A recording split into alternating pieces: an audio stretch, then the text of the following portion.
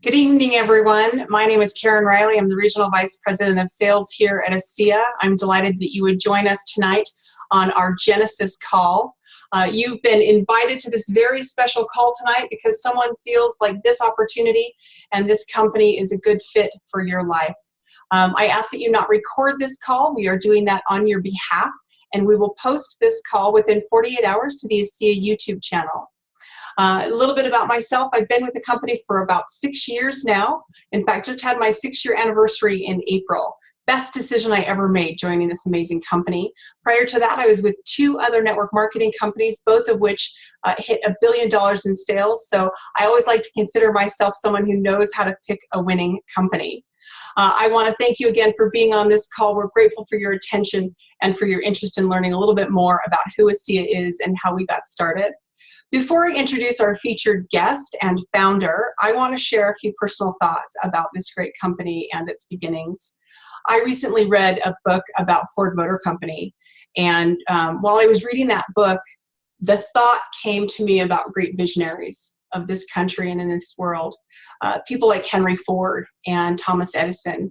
It's hard to think about a man like Henry Ford without recognizing that he really pioneered the assembly line process, and it revolutionized the entire production method globally. He was the first man to successfully mass produce an automobile. And, you know, that got me to thinking about someone like Thomas Edison, who is, of course, best known for inventing the modern electric light bulb, but was considered one of the fathers of the modern electric grid as well, and the impact that this innovation has had on the world. You know, it's emerged as the power source for the masses. And when I think about Henry Ford as a pioneer, and when I think about Thomas Edison, you know, creating a power source for the masses, I kind of think about our founders here at ASEA. And I know that those comparisons will probably make our founders blush a little bit, but the truth is it's because of their vision and their commitment that each one of us has an opportunity today to be pioneers and to be a true power source for the masses as well. So it's my pleasure to be introducing tonight's guest speaker and our founder, a true visionary leader, Tyler Norton. He's going to tell us a little bit from his perspective about how this great company got started. Tyler, thanks so much for being with us tonight. Hey, Karen, how are you? I'm so happy to be with everybody. Welcome. Can you hear me okay? You sound great. Great. Well, I'm delighted to be with everybody. In just a minute, I'm going to stop my video and just work off of audio and the actual screen share, but I wanted to say hello to everybody and particularly thank those of you that might be joining tonight as guests invited by someone else who is believing, as Karen said, that you ought to be taking a close look at this company. We love our associates. And this is a great story, one that I've always enjoyed telling. I'm going to go ahead and stop my video, but launch right into the actual presentation and tell you a little bit about this company. My hope is to finish somewhere between 30 and 35, maybe 40 minutes tops, so I'll be moving kind of quickly, but hopefully give you a good idea as to who we are and how this company got started. So with that, I'm going to just launch right into the actual presentation itself. Well, you know, the ASEA Genesis story from my perspective is really kind of a confluence of a lot of remarkable opportunities and remarkable experiences. As I've looked back and tried to reverse engineer how it was that we got here, there's so many different people that have had their hands on the business and made a difference with their fingerprints across a broad range of things. But I've outlined a handful of things I'd like to cover tonight. So here's a high-level overview of what I'd like to share. There's actually 3 founders at ASEA, but I'm going to zoom in tonight and talk about 2 of them, my dad and myself. And then I'm going to talk about how the 2 of us bumped into the company that originally had this technology. And then I'd like to pivot and share kind of my own ASEA Genesis, if you will, where ASEA took root and started for me personally. And I'll finish up the presentation tonight by just sharing a few insights as to who ASEA is today that might be additive and helpful. So with that, let's go ahead and start with just a little bit about my father, Vertus Norton. In order for you to really understand what this company's all about, you have to kind of take a look at who Vertus Norton is. And I'd like to share some of his background and experience with you today. And my belief is that it'll provide a fair kind of foundation of source credibility when you see all that he's accomplished in his life. You know, my dad started working when he was 15 he loved telling me that story when I was a teenager and only had 2 jobs, how hard he worked when he was a teen. But starting at about age 15, he started working in the grocery store business and worked there all the way through high school and ultimately put himself through college at the University of Utah in an accounting degree. And upon finishing his degree there, was offered an opportunity as a store manager for Safeway.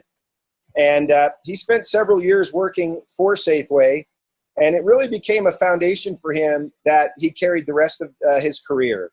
He was very successful in the stores there, became kind of an ideal model store that they would use to train new managers from all over the region. And my dad has never lost his love and zeal for the grocery business. He's absolutely loved it his whole life. And that led to a kind of a natural parlay opportunity for him to join a really large manufacturing organization known as General Foods. And my dad spent the next 15 years of his career in Seattle, outside of Philadelphia in the Delaware area, and ultimately making his way back to the home office of General Foods, where ultimately he was a division sales manager over a full $1 billion division. I've often thought about the fact of having 10 different jobs over 15 years. And the way my dad described this is you would kind of get put into a leadership development cycle where they would give you a job, and if you excelled at that job, they moved you to the next one. And that was the case with my dad. He had several different experiences along the way, was extremely successful there. And I believe after 15 years, truly thought that he would be staying with General Foods through the balance of his career. Now you can imagine, I never will forget the day that my dad came home. I was a freshman in high school, and told me that we were moving to Ohio from Connecticut, where I had spent the last 10 years. And I promptly told he and Mom that I was not too terribly excited about moving from Connecticut to Ohio. I was a New York Yankees fan and not a Cincinnati Reds fan, but nevertheless, Dad said we were moving. I'm the youngest of 4 in our family, and my sister was in her senior year, about ready to finish, and I was in the middle of my freshman year when we moved to Ohio. And my dad was recruited away from General Foods, quite surprisingly actually, and went to work for Hobart for the better part of 5 years. Hobart at the time was a $500 million business in total, and Dad was brought in as the head of sales originally, and then ultimately sales and service, where he had a great career there for that 5-year window. Now, if you don't know anything about Hobart, it's probably the top of the line commercial food equipment company in the world. For just about any restaurant or a grocery store or even deli will have a piece of Hobart equipment, whether that's a slicer, a scale, a mixer, as you can see in the background there.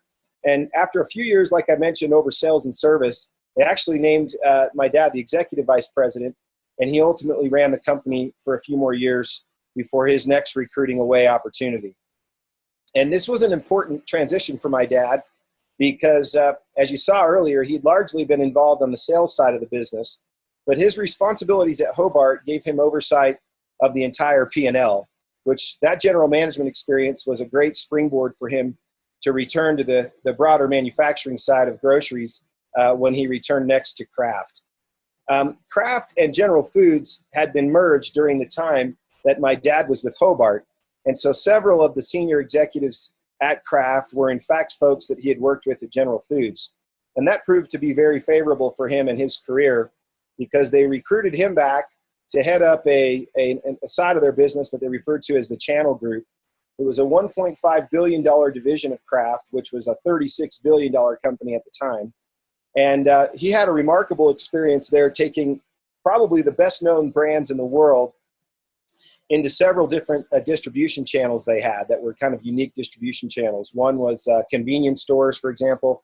He was responsible for all of the distribution to that channel, military sales, as well as even some unique geographies like Alaska and Puerto Rico and Mexico. And Dad was responsible for cobbling together all those different businesses and distribution channels into one oversight. And they outperformed the general Kraft business significantly for several quarters until such time that they wanted to know, okay, what is it that you're doing there that we're not doing at the company level? They brought in McKinsey & Associates, one of the best known consulting firms in the world, and they did a deep dive study on how my dad was running that channel organization and ultimately re-engineered much of Kraft around many of the ideas that he was deploying over that channel. Subsequent to that, my dad was tasked with helping Kraft in general to tackle an industry problem referred to as efficient consumer response. And ECR, as it was known, was all of the grocery stores were kind of colluding together and pushing back on the big manufacturers to get them more consumer responsive in terms of the supply chain side of the business. When the time my dad took over that responsibility, Kraft ranked 10th out of 10. In other words, worst of all the different manufacturing entities in the food business. And for the next 2 years or 3 years, my dad took that over and ultimately put Kraft in the #1 position. And that was when he was the head of strategy and corporate reengineering at Kraft, helping them to reposition the business for future growth. My dad's experience at Kraft was really a remarkable development time, and he was really at the pinnacle of his career when, surprisingly to he and my mom, they came out with a kind of a broad early retirement package. And because Dad's experience at General Foods bridged over to Kraft when they merged, he had north of 20 years experience and, in fact, was eligible for early retirement.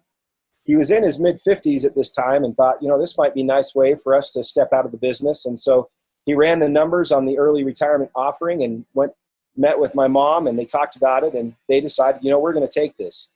And he went in to tell Kraft that he was going to take the early retirement, and they simply said to him, we're not letting you take it. He said, well, wait a minute, there's a big opportunity here for me to leave early. They said, you're too valuable to the company. We need you to stick around. And so they honored that early retirement offering to him after the better part of a year to 2 years more, working for both Kraft corporate as well as consulting for Kraft in Europe to help them get the ECR initiative figured out.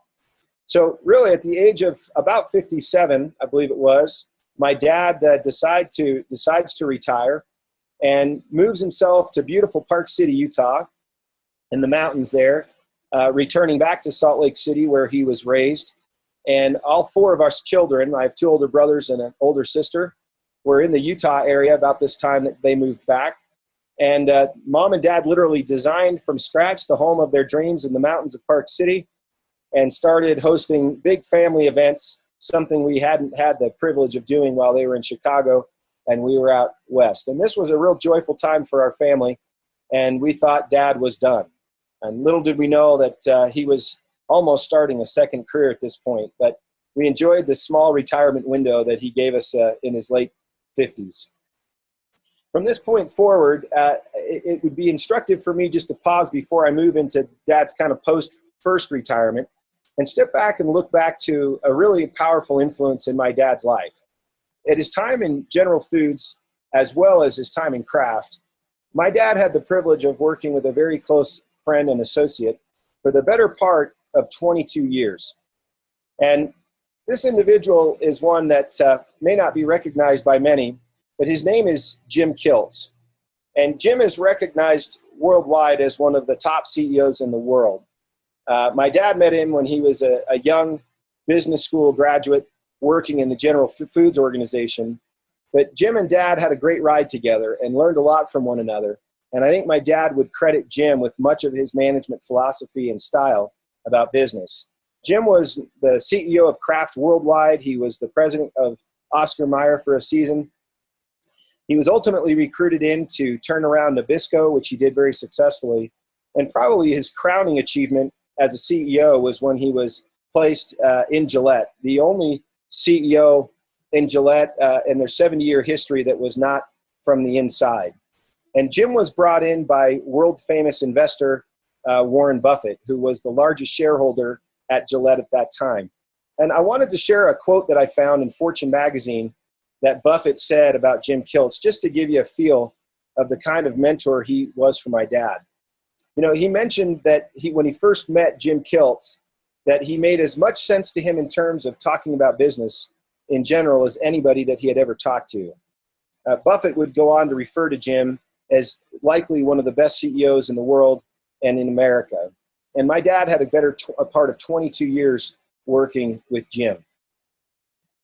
Jim said of my father at one point that he worked with him for over 20 years and grew really to appreciate my dad's unique capabilities to simplify complex situations and think strategically. And I tell you this because when Dad retired, he set out to codify and log many of the critical thinking processes that he and Jim had deployed over so many years together.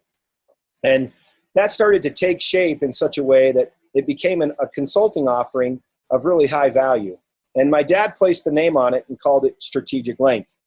And Strategic Link was really nothing more than a form of practical, simplified strategic planning that was linked to doing things on a daily basis, making sure that what you were accomplishing every day was actually linked back to a clear, cohesive strategy. And the actual process itself was a 4-quadrant process and 12 steps. The first quadrant was taking time to assess the broad playing field that your business was in.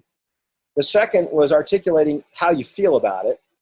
The third quadrant was identifying the actual strategies you plan to do about it. And the fourth quadrant, super powerful, was how you were going to integrate your execution efforts and going to get everything done.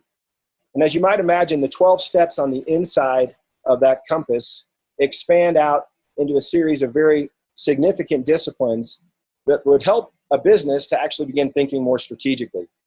Now, you may say, well, why all this background? Why is it relevant? Well, you'll see how this strategic link process played a pivotal role in us identifying the technology that's now associated with ASEA. And I'd like to pivot at this point and just back up a little bit and tell you a little bit about myself. I couldn't help but put this old 70s picture in of our family, maybe because of my brother's fantastic clothing or my mom's collar on her shirt, but this is a picture of our family in the mid-70s. I'm the youngest of 4 there on the right, and those are my brothers and my beautiful sister in the middle, who's a dear friend and the heart of our family. And I had the opportunity as the youngest in our family to spend a fair amount of time with my dad over the years. I will say I didn't play a lot of baseball and football with my dad, but I did talk a lot with him about business and strategy. And the greatest achievement of my life is, in fact, my own little family. I shouldn't say little. I have 6 kids, ages 19 all the way down to 6, 5 boys and 1 princess of a girl who puts up with all of the boys, and the love of my life, my wife, Allison. And the whole reason I work and work as hard as I do is for them, and I'm super grateful to have been blessed with a big family. But my background and experience professionally kind of mirrors in some ways my dad. I got a degree at the University of Utah, much like he did. But I took a job in the insurance and investment industry, working for one of the oldest insurance companies domiciled in New York City in America. And it's called the Mutual Life Insurance Company of New York, commonly referred to as Money or Money, and later renamed the Money Group. And there I had 4 jobs over 7 years. I was a street retail financial advisor, then asked to build a team. I built the #1 team in the country as a sales manager, and then was promoted to a national director position, and then placed as the youngest general manager in Phoenix over the state of Arizona. And it was about at this time that my dad was retiring to Park City and beginning to codify the strategic link process that I just shared with you. And I went to him and said, Dad, I really want to learn how to think more critically and apply that in my business. And I can tell you that the second my dad taught me how to think this way, my career took off. I was recruited to a regional company back in the Salt Lake City area and brought in as a 31-year-old vice president, over 80% of the revenue, and then was promoted to senior vice president and ultimately responsible for all distribution in that industry, referred to as a chief distribution officer, reporting to the CEO. And all of that development and promotion, I can literally point to Strategic Link and the processes my dad had taught me to have those unique opportunities in that business. When the economy took a downturn, I was asked and tasked with selling off a portion of the business, which I did to a Goldman Sachs portfolio company named as InSphere, where I served contractually for 1 year and then ultimately pivoted my career in my late 30s, wanting to go out and just do consulting work with this strategic link process. And that's instructive because it kind of leads to how we ultimately got to ASEA. You see, the technology that we found was really a function of that strategic link process. My dad's career all the way played out, and then my career played out and converged on this concept of strategic link. And we were asked to do a consulting engagement that ultimately led us to this company of ASEA that I'm here to talk to you about tonight. Let me tell you a little bit about that. When I was working for this organization, Beneficial Life, I began teaching Strategic Link to many of our top producers in the field. We had several thousand distributors that worked all over the country, and I would handpick our most productive folks and take them to a retreat to teach them these critical thinking processes. One dear friend of mine grabbed a hold of that and grew his business significantly around it. And the growth of his business was so significant that he began to try to teach these principles to other entities. And he called me one day and he said, Tyler, I need you to help me with a company that I've invested in that has some unique products, but has a trouble with strategy. Would you be willing to come meet with them? I said, tell me a little bit more about the business. He said, well, it's a biotech company, and they are a unique organization that is struggling but has some great products. Well, my father, upon retiring, had taken the Strategic Link processes and built a biotech company for 4 years in the beef and poultry industry. It was a collaboration between National Beef and a company out of Europe called DMV that was a dairy company. And they were activating a naturally occurring protein in milk that you can find as an inhibitor to pathogen growth in beef. And he had just finished 4 years on a contract as the CEO with a full laboratory, with PhDs working for him, with graduate students working in the lab as well, and had really kind of reinvented himself and able to understand the chemistry and the biology side of the biotechnology industry. And so when that background and experience merged with the Strategic Link need, I thought this is a perfect fit. We ought to put together a consulting engagement for this organization. And so it was that we set out with a Strategic Link consulting engagement that ultimately led to ASEA. Referred to me, as I mentioned, by a close friend. It was a biotech company in northern Utah. They had several years and millions of dollars invested in research and development and patent work, and they were developing 2 products for the pharmaceutical industry. One of those products was an intriguing product made from salt and water, which was a little bit of a head scratcher to Dad and I. And I recall when we went and met with this company for the first time in this engagement, they told us a little bit about that, and Dad and I kind of spoke after and said it can't possibly be doing what they said. Now, Dad ran point on this engagement, and within a matter of days, they had asked him to sit on the board of directors and help them figure out how to move this company forward.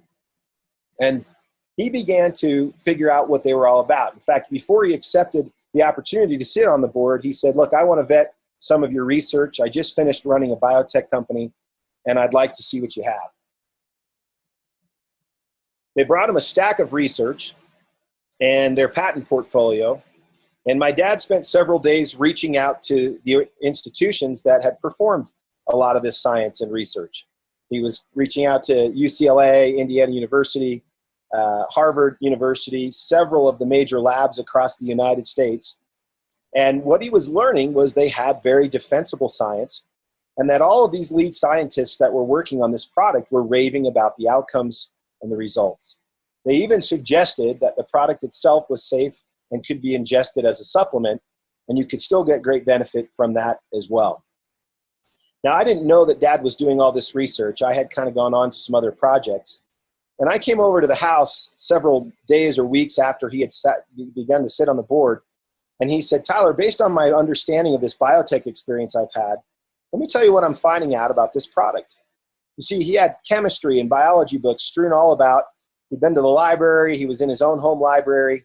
And I remember distinctly him saying to me, wow, they don't know what they have here. This is very significant. He would tell me that it was safe. He would tell me that it had all of these different properties that were unheard of. And I just remember saying to myself, but Dad, this is made from salt and water. And that particular day, I remember getting in the car and driving off and kind of dismissing what Dad had said about this saltwater product and this company he was helping out. Several weeks later, I came back to the house. I gave my mom a kiss on the cheek and asked where Dad was. And she said, you know, he's downstairs in the basement. So I went down the stairs. My parents have a beautiful home with a finished basement, and there's a kitchen down there. And downstairs in the kitchen, my dad had this device. And it was on the countertop. It was interesting to me. It had a power monitor, and it had a conditioner next to it. And then it had that beaker you can see there on top of a separate piece. And I remember thinking, what in the world is going on down here? And I like to joke with my dad a lot. He was putting this liquid that they were actually making into mason jars. It looked almost like moonshine, and it was a clear fluid, and it smelled almost like pool water. And I remember distinctly kind of laughing to myself and making fun of my dad.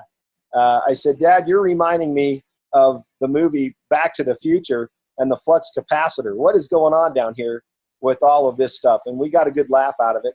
And he began to tell me that this, in fact, was the product that he had been researching, that this was the device. There were only 5 devices like this in the world that could, in fact, make 1 liter at a time of the product we now refer to as ASEA, which back then we affectionately referred to as the stuff. And I remember Dad saying, "Hey, drink some of this," and I kind of respectfully declined and left the house. Now, there's one thing I've covered up on this device that has become kind of a part of the lore of our company, and that is that at one time they had sent this device, that the little company, the biotech company, had sent this device overseas to do some testing.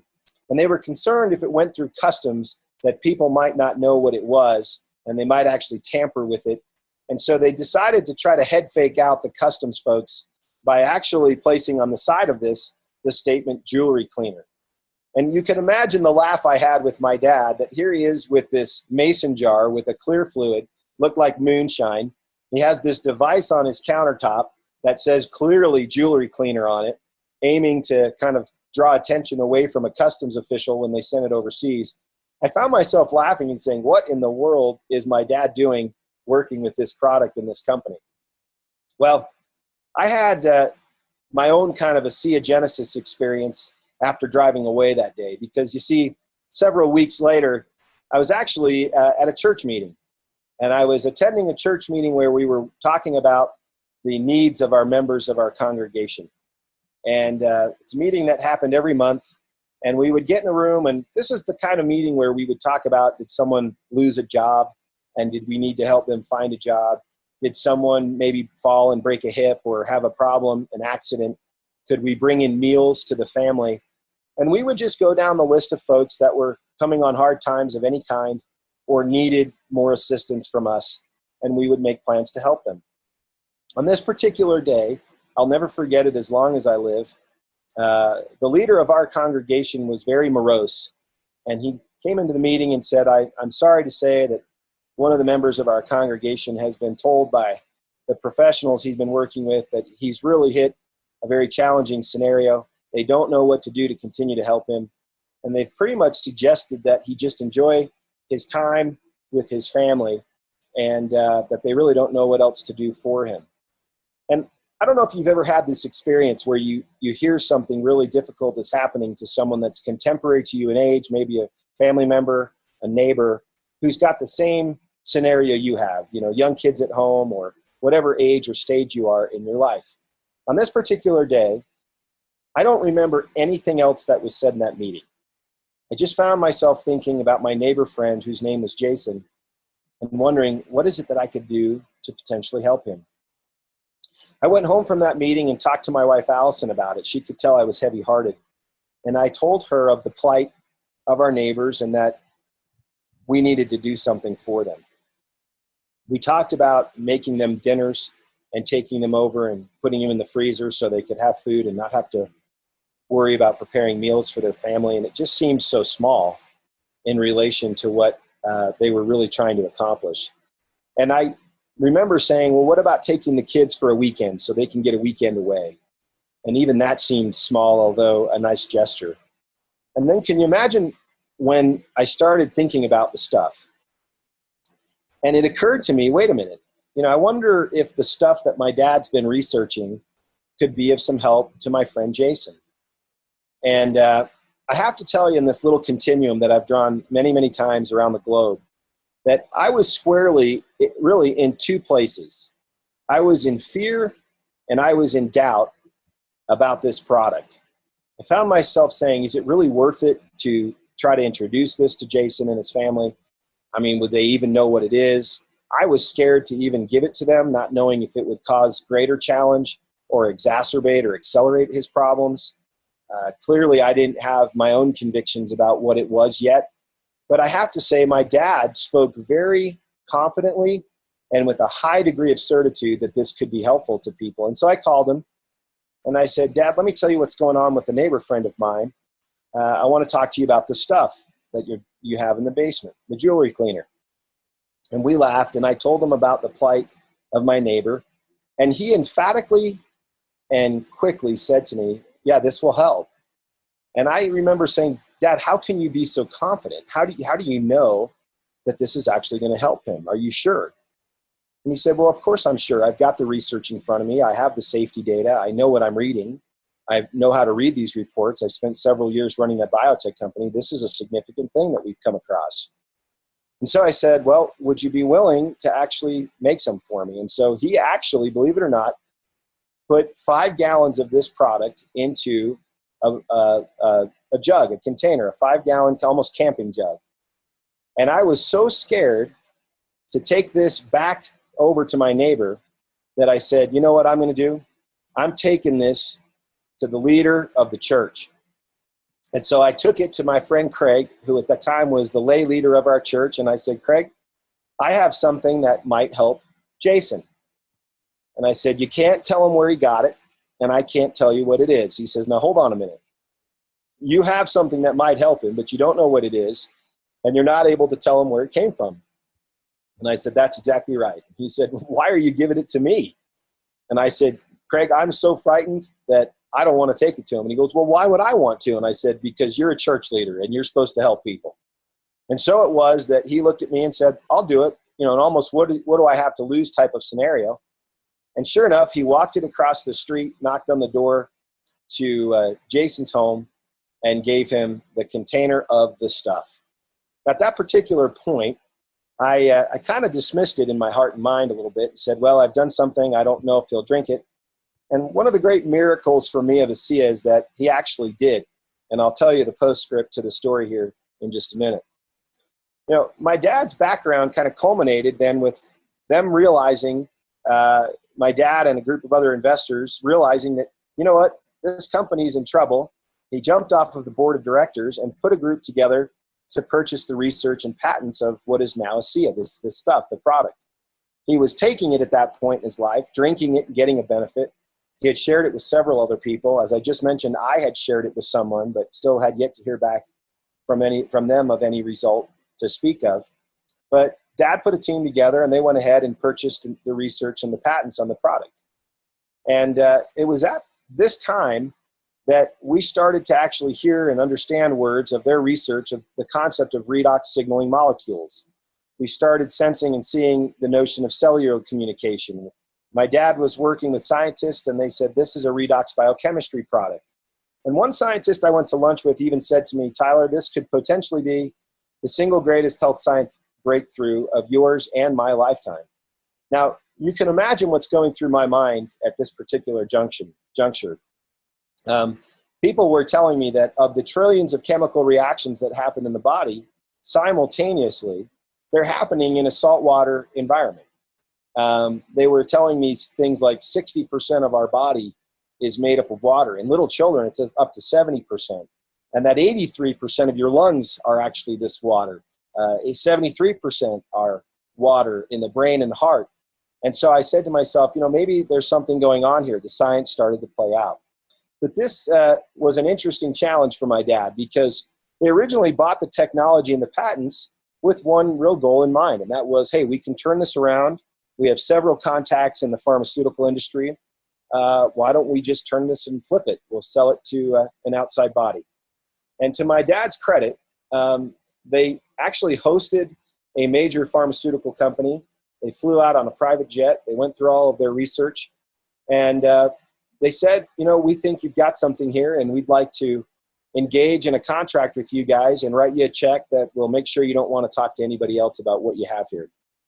And they proceeded to tell my dad that there was a catch to that, and that was that he could no longer share the product with anyone.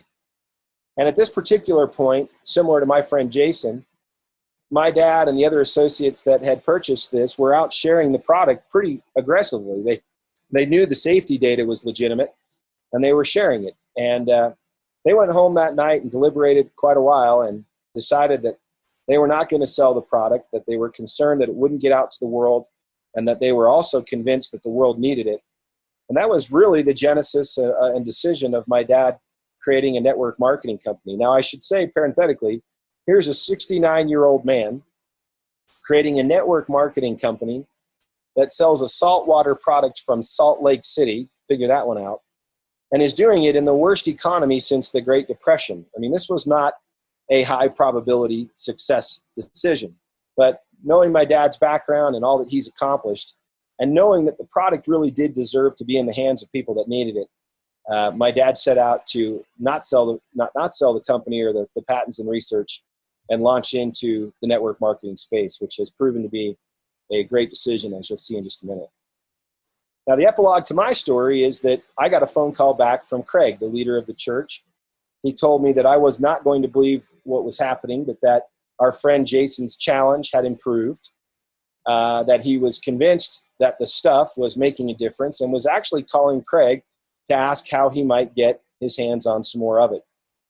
And you know, this kind of had an effect on me personally. I remember calling Jason and saying, Jason, I need to hear straight from your mouth. I'm the one that gave the blue jug to Craig, and Craig gave it to you, and I'm embarrassed to admit that I was a bit frightened to share it with you. He's telling me that your situation's improved dramatically, and I'd like to hear it straight from you. And he proceeded to tell me things about this product and the effect that it had had on him. And these are things that I've heard all around the world on several different occasions from many people. And if I return back to this notion of the stuff and this moonshine, I started to find myself asking this question: what if? What if everything my dad's telling me about this product is in fact true? What if the research is true? I started thinking about the real simple solutions in the health sciences over the years. Things like in the 1920s when they came out and said a certain type of mold would actually help you. And I started thinking, well, maybe there are very simple solutions to problems that people are overcomplicating. And I found myself on this little continuum that I've talked with you about, shifting from fear and doubt, just briefly though it was, I found myself kind of moving into this place of hope, this what if place. And I have to be candid with you guys. I'd love to tell you I shifted directly to hope and was super confident about it. But the truth is I was moving back and forth from hope to doubt. I would tell myself, wow, this is an amazing product. My friend Jason came over to the house. I put a video camera on him and said, tell me your experience using this product. And he said the most amazing things. And when he left the house, I sat there and thought about it and found myself really in this hopeful state. And then I would pivot back to doubt. And I would say, God, you can convince yourself of anything. Your mind's its own pharmacy. If you just believe something, you know, you can definitely make it work. And so it was that I had this back and forth experience with hope and doubt. Now, I have to say that of all the things that will help to keep you closer to hope, it's more experience. And that's exactly what happened to me. My first hash mark, of course, was my friend Jason. But as I started to get more involved in helping my dad, I started speaking for them at various events and started actually doing recruiting events as they were launching the company. And pretty soon I was traveling and I was going out and speaking to people, lots of them. And at the end of each meeting, they would come up to me afterwards and there would be lines of people that all wanted to share a personal experience they had had with this product. These experiences were significant. They were families and individuals. These were real people whose lives, whose quality of life and health had improved. And I found myself really going to a special place and saying, you know what? I don't know that I hope anymore. I'm actually starting to believe. And I have a really strong conviction that there's an interplay between hope, experience, and belief. And in my case, the more I heard about it, the more I talked with people about their experience, just like my dad had experienced himself, the more I realized that each experience I had was bolstering my hope, and that hope and experience was bolstering my belief, and it became a really powerful triangle for me. It got so strong that ultimately there kind of became a wall between going back to doubt and fear, and the product was no longer on trial for me. I started to realize that this was a cause that had great purpose and ultimately led to the final stage of this continuum, which is action. I believe that all meaningful action is informed by belief. And if you believe something and gain your own convictions about it, it tends to prefigure movement and action. And that was definitely the case with me. Now, let me tell you a little bit about ASEA today and kind of where this has all gone since those days of the early product. That would have been the late 2000s when all of those things occurred. But ASEA today really is a magnificent story. We've articulated our mission simply to be to better people's lives and to be a force for good in the world. To be honest with all of you, my dad didn't need the funds or the money to do ASEA. In fact, he still lives in the same home he lived in 10 years ago when he first started learning about this technology. And really not much of his life has changed.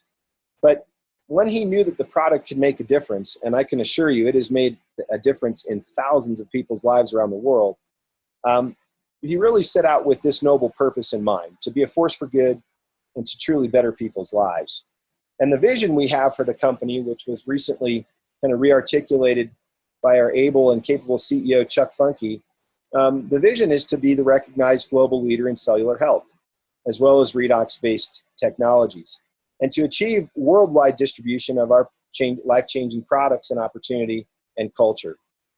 And we're on the path to doing that every day.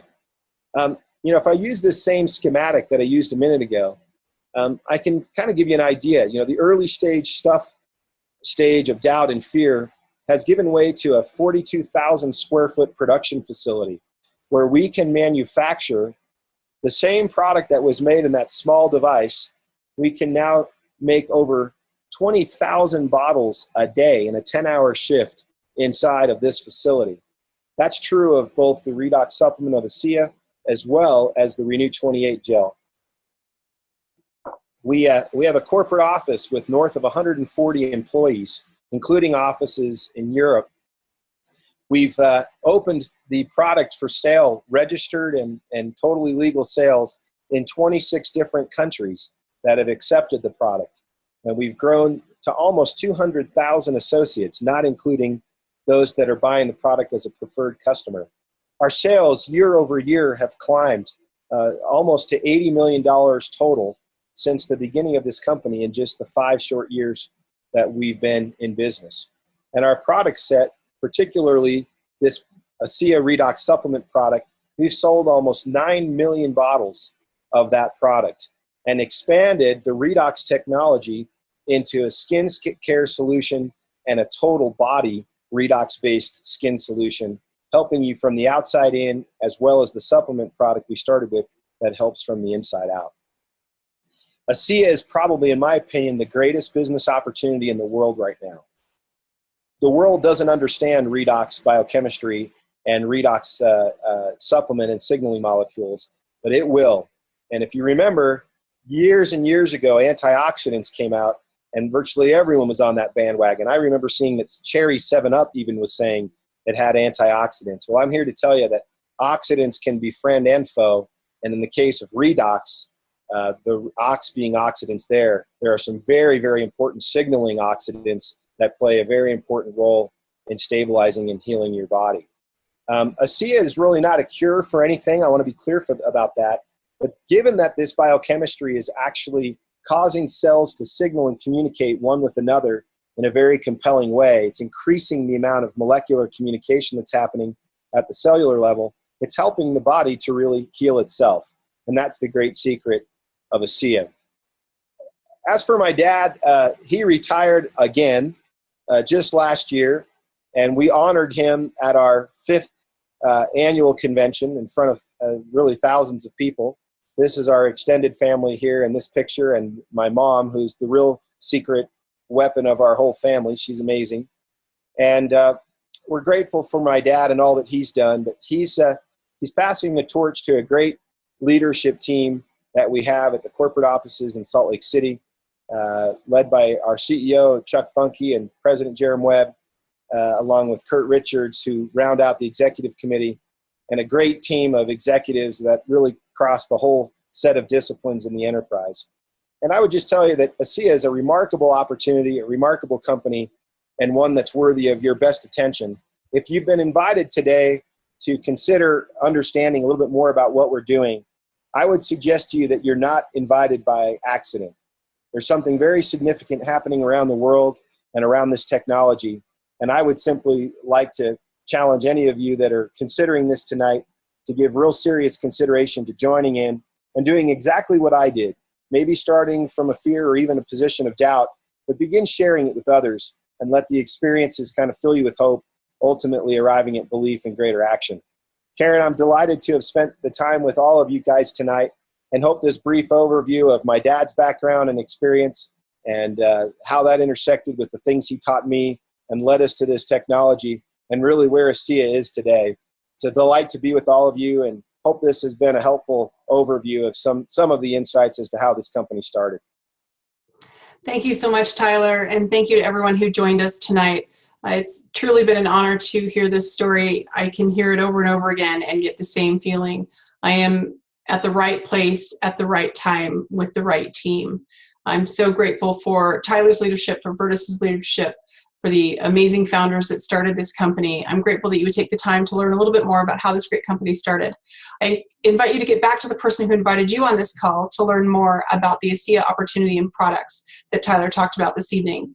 I'd also like to invite you to invite additional guests to learn more about the ASEA financial opportunity. We're going to be hosting a very similar call tomorrow evening at 7 p.m. Mountain Time, same dial-in information.